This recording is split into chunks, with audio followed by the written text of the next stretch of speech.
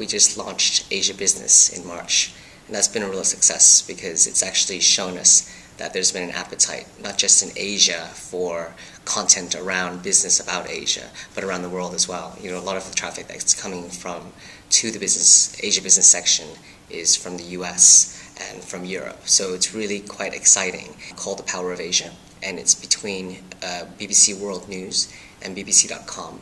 And it's a fully integrated program that looks at the rise of Asia, how it affects people in the region, companies in the region, how it affects people around the world.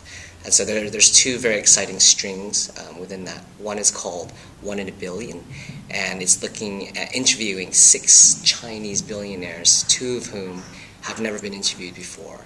And another one looks at, it's called The New Middle Class. It looks at the rise of the middle class in China and how that's affecting everything else. So there's lots of stuff that's going on around the editorial side of BBC World News and BBC.com.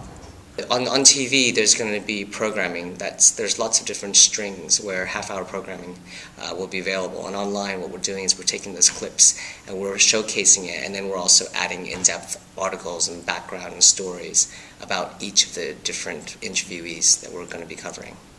The big elephant is the Olympics, which is happening in London next year. And so there's a lot of work right now that's being done to prep ourselves for it. And the Royal Wedding was a great example of how we can pull in all those different strings to create something and to expand the news coverage even more.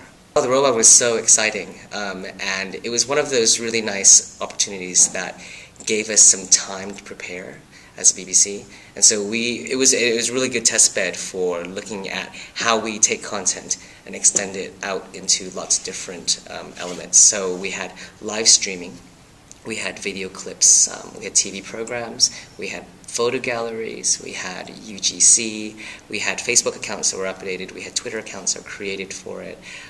We even created DVDs that the BBC distributed, and all the proceeds actually went to charity.